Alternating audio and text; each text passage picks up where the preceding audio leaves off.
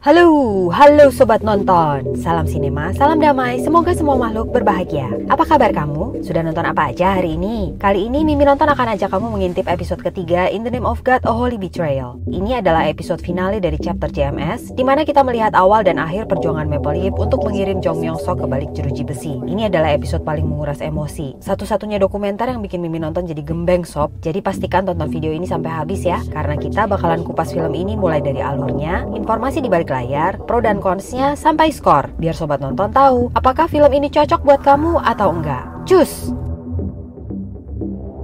Episode finale chapter JMS ini secara struktur adalah tawaran resolusi dari Cho Sung Yoon, sutradara miniseri In the Name of God, A Holy Betrayal, di mana dia benar-benar mengerahkan kemampuannya untuk meyakinkan penonton dan membuat penonton mempercayai fakta yang disuguhkannya. Ini jadi episode yang penting, karena sampai miniseri ini tayang di platform Netflix, kasus Jong Myung Sok statusnya masih menunggu panggilan dari pengadilan Korea Selatan. Secara nggak langsung, Mimi Nonton merasa episode ini digunakan Cho Sung Yoon untuk menggiring opini publik agar berpihak pada korban-korban JMS, juga agar Myung Sok serta sekte sesat ini ditindak tegas oleh otoritas hukum Korea Selatan. Di episode ini, Sung Yoon benar-benar menggali empati penonton terhadap kisah perjuangan Maple yang asli bikin sedih banget sob. Dan ini dilakukan dengan memaksimalkan footage asli, sampai kita benar-benar bisa merasakan ketakutan dan traumanya Maple terhadap Jong Myung Sok. Meskipun arsip dokumentasi masih tetap dipakai, sehingga efeknya jauh lebih nendang dan lebih bikin merinding. Nanti Mimi Nonton akan highlight beberapa bagian, jadi simak terus video ini, jangan di skip-skip, biar sobat nonton punya gambaran dan kesimpulan yang clear, dan gak bakal keliru lagi soal JMS. Episode berjudul JMS, Mesias yang memakai gelang kaki elektronik ini dibuka dengan penangkapan Myung Sok di Beijing tahun 2007. Kalau ngelihat gambar-gambar seputar penangkapan Myung Sok, malu banget sob. Yang terlihat di sana tuh sosok pengecut kerdil alih-alih seorang pemimpin sekte. Kalau umat JMS nonton dan akal sehatnya masih main, mungkin mereka bakal ngerasa ditipu kali ya. Karena orang ini tuh udah blast gak kelihatan karismanya sama sekali. Di depan polisi, Myung Sok gak mengaku sebagai Mesias seperti yang selalu digembar-gemborkannya di hadapan jemaat. Yang lebih bikin malu, selama diinterogasi Myung Sok berbuat seolah-olah dirinya gila untuk menghindari pertanyaan. Asli, ini konyol banget. Tahun 2008, pemerintah Korea Selatan akhirnya minta Myung Sok dipulangkan dari Beijing. Kasus-kasus lamanya yang tertunda tentu dibuka lagi ya sob, dan itu daftarnya panjang. Ada 22 dakwaan kekerasan seksual dan pemerkosaan yang menunggunya di pengadilan pidana. Sampai-sampai, wakil pimpinan JMS itu harus berusaha keras untuk meringankan hukuman Myung Sok. JMS juga menawarkan suap 1-2 miliar won kepada korban, hingga mengintimidasi dan mengancam mereka supaya korban mencabut tuntutannya. Pernah satu kali di pengadilan, ketika korban dari Hong Kong sedang bersaksi, tiba-tiba Myung Sok menginterupsi. Aku nggak bisa napas! Aku nggak bisa napas! Ia lalu terjatuh dengan mulut berbusa dan kejang-kejang. Ambulans segera dipanggil dan dia diperiksa para medis. Tapi tekanan darah dan lain-lainnya tuh normal semua sob. Jaksa sampai menuduhnya drama. Pernah juga dalam satu interogasi konfrontatif, tiba-tiba si Myung Sok ini berlutut di depan jaksa dan memohon-mohon dong, maafkan saya pak, tolong ampuni saya. Dia merengek kayak gitu sob, seorang Mesias dari Hong Kong. Jadi semua yang Myung Sok katakan di depan umatnya, klaim bahwa dia adalah jelmaan Tuhan dan sebagainya itu lenyap dimakan angin begitu udah di depan otoritas hukum. Orang dia sendiri bahkan menyangkal dirinya pernah bilang kalau dia adalah Mesias kok. Sinting kan? Penyangkalan itu efeknya gak main-main loh sob. Umatnya tuh bukan cuman kecewa, ada yang sampai depresi dan bunuh diri. Tahun 2009, pengadilan menjatuhkan vonis 10 tahun penjara kepada Myung Sok. Di dalam penjara, Myung Sok masih terus melakukan misi penyebaran agama dan menulis khotbah. Myung Sok meyakinkan umatnya bahwa periode itu adalah pengorbanannya sebagai Yesus, atau masa prihatin di mana ia disalibkan. Sementara, di luar, umat JMS tuh menutupi fakta ini dengan playing victim sob, menganggap bahwa korban menjual Tuhan. Tuhan di sini maksudnya Myung Sok ya sob. Dengan cara itu, sekte JMS terus hidup hingga akhirnya bertemu Maple.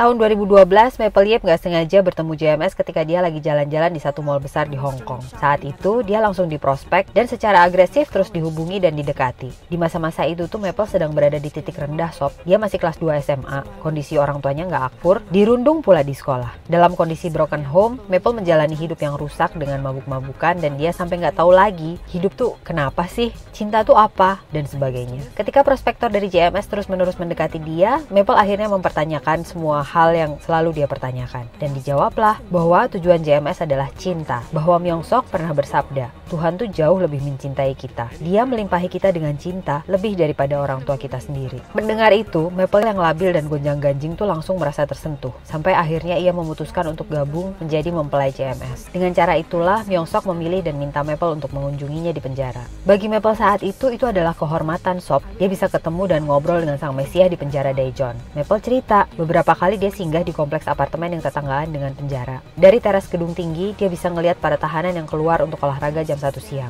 Waktu Myung-sok keluar, Maple akan melambai-lambaikan tongkat pel supaya Myung-sok tahu kalau Maple ada di sana. Satu kali, Myung-sok membalasnya dengan menulis nama Maple di tembok penjara. Ngelihat itu, Maple langsung nangis karena terharu. Selama bergabung di JMS, Maple melakukan tugas pelayanan, mulai dari menyanyi dan menari di acara-acara penting, jadi pewara berita, sampai jadi pendeta dan berkhotbah di depan umat. Ketika Amy, salah satu korban dari Australia, diwawancara, Amy bilang kalau Maple saat itu tuh sangat-sangat terkenal, dan Myung-sok kelihatan sangat-sangat mencintai Maple. Di sisi lain, Maple mengaku harus berusaha keras untuk mencintai Myung-sok. Sampai setiap hari itu dia berdoa selama 3 jam untuk bisa mencintai si kakek. Ya iyalah ya, secara selisih umur mereka tuh hampir 50 tahun sob, bayangin. Satu malam, Maple dipanggil ke kediaman Myung-sok di Cheonggiwa. Kepala Maple rasanya kayak mau meledak, karena nggak semua orang dipanggil ke sana loh. Dan dia terpilih. Sampai di sana, ada Mbak J, seorang mempelai yang biasa menemani Myung-sok. Mbak J ini bilang ke Maple kalau dia harus ke Seoul malam itu. Jadi Maple harus menggantikan dia bobo di samping Myung-sok. Maka, malam itu bobolah Maple di lantai, di samping tempat tidur sang Mesiah. Tiba-tiba, Myung-sok yang terbangun turun dari ranjang, menghampiri Maple, dan mulai menggerayangi tubuh Maple. Gila ya kakek-kakek ini emang. Sambil berbuat cabul kayak gitu, Myung-sok berbisik di telinga Maple. Tuhan telah datang, jangan bilang ayahmu, nanti dia salah paham. Maple bingung banget sob, dia menghubungi Mbak J dan bertanya, ini tuh apa? Maple bilang dia nggak bisa mengimani itu dan pengen pergi. Tapi Mbak J bilang bahwa Myung-sok tuh sebenarnya memuja Maple, dan dia sengaja pergi malam itu untuk memberi Maple kesempatan. Kesempatan untuk lebih dekat dengan Tuhan. Maple nggak bisa berbuat apa-apa dong. Setelah kejadian itu, Maple kembali diminta untuk datang ke Cheonggiwa untuk menemui Myung-sok. Dan terjadilah sob, setelah bilang kalau Maple cantik, Myung-sok minta Maple melepas stockingnya dan berpose seperti kucing di lantai. Saat itulah Maple diperkosa oleh Myung-sok. Maple gak bisa berbuat apa-apa karena dia takut. Di mata Maple, Myung-sok adalah Mesiah. Dan dengan iman itu, Maple bertahan. Maple tuh bahkan menyalahkan dirinya sendiri karena dia merasa kesulitan mencintai Myung-sok sob. Karena sejak kejadian cabul itu dia sebenarnya benci banget sama si kakek. Gara-gara depresi, Maple sampai menyakiti dirinya sendiri dengan menyilet-nyilet tangan dan kakinya. Ketika Amy, korban asal Australia, pertama kali mengalami kekerasan seksual, Maple ada di ruangan yang sama. Amy benar-benar kaget dengan apa yang dilakukan Myung-sok dan dia spontan lihat ke Maple. Tapi Maple hanya berusaha menenangkan Amy dan bilang, "Gak apa-apa, santai aja." Maple berbuat persis seperti mempelai JMS lainnya sebelum dia. Akhirnya jadi lingkaran setan sob, korban jadi pelaku. Dan itu terasa normal ketika mereka berada di dalam. Bagaimana Amy menenangkan dirinya pun dahsyat banget. Dia balik lagi ke doktrin yang mencuci otak mereka. Bahwa Myung-sok melakukan itu untuk menyelamatkan dia. Bahwa Yesus pun kadang melakukan hal aneh kok. Gila ya. Maple mendapatkan kembali akal sehatnya ketika satu malam, seorang jemaat asing yang pernah serumah dengan Maple menelpon dia dan bilang bahwa semua perempuan yang ada di Wolmyongdong itu mengalami pelecehan seksual. Bahwa perlakuan yang dia terima adalah kekerasan seksual dan dia harus keluar dari Wolmyongdong. Mendapat dorongan itu, Maple akhirnya yakin dia mulai menyusun rencana pergi. Maple bilang ke Myung-sok dia pengen pulang ke Hong Kong karena udah lama gak pulang dan kangen sama orang tuanya. Karena masih dalam situasi pandemi, 14 September 2021 Maple tuh divaksin sebelum pulang. Akibatnya malam itu dia demam dong. Namun sob, bahkan dalam kondisi seperti itu, Myung-sok tuh masih masuk kamar Maple dan bilang pengen lihat pose itu untuk terakhir kalinya. Lagi-lagi Maple diperkosa. Tapi kali ini dia merekamnya untuk jadi bukti.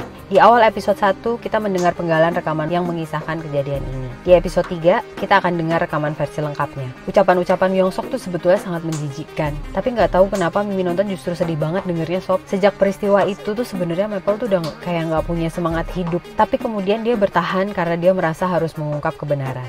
Setelah 5 bulan hidup di Hong Kong, Maret 2022, Maple balik ke Korea untuk konferensi pers. Maple benar-benar berjuang untuk melakukannya sob, karena secara psikis Maple tuh sangat ketakutan. Dia sampai kram perut tepat sebelum konfres sampai harus dibawa ke rumah sakit. Konferensi pers ini menjadi adegan klimaks dalam episode ketiga In the Name of God, A Holy Betrayal. Ditutup dengan sangat mengharukan. Mimi nonton nggak bisa cerita lagi deh. Mendingan sobat nonton simak sendiri aja di filmnya. Secara umum, chapter JMS yang totalnya berdurasi 153 menit atau 2,5 jam ini adalah dokumenter ekspositori yang menonjolkan aspek drama alih-alih investigatif. Bisa dibilang, Cho Sung-yoon berhasil mencapai tujuannya untuk menggiring opini publik. Pro-nya, Sung-yoon melakukan banyak reka adegan selain arsip dokumentasi. Dan bagian-bagian ini bisa dibilang artistik, cukup provokatif. Karena gaya yang dipakai bukan jurnalis tapi dramatis. Ada 3 jenis gambar di chapter ini, yaitu arsip dokumentasi, reka adegan, dan footage dokumenter. Menurut Mimi nonton, ketiganya punya peran yang sama kuatnya dalam membangun cerita. Sung-yoon juga benar-benar menaruh klimaks di akhir episode 3, sehingga endingnya kerasa nendang dan emosional banget. Hampir gak ada celah yang bisa bikin penonton bosan, meskipun episode kedua terasa lebih berat dibanding 2 episode lainnya. Konsnya, narasumber yang digunakan seluruhnya adalah pihak yang berseberangan dengan JMS, termasuk mantan anggota. Representasi organisasi JMS hanya muncul dalam arsip dokumentasi, tapi hampir seluruhnya muncul sebagai ironi yang menguatkan isu utama atau pernyataan korban. Episode 2 juga agak membingungkan sob karena alur bolak-balik, tapi pilihan itu tuh sepertinya diambil karena pendekatan yang dipakai Sung Hyun tuh lebih berdasarkan isu alih-alih kronologis. Dan ini adalah kons yang perlu kamu tahu. Karena pemeranan dan arsip dokumentasi yang digunakan dalam film sifatnya sangat keras dan real, kamu yang punya trauma seputar seksualitas mungkin gak akan tahan nonton film ini. Pendekatan Sung Hyun tuh membuat kita merasa gak berjarak dengan korban, dan itu tuh menguras emosi banget. Kadang juga bahkan terasa seolah sampai gak berempati pada korban saking banalnya.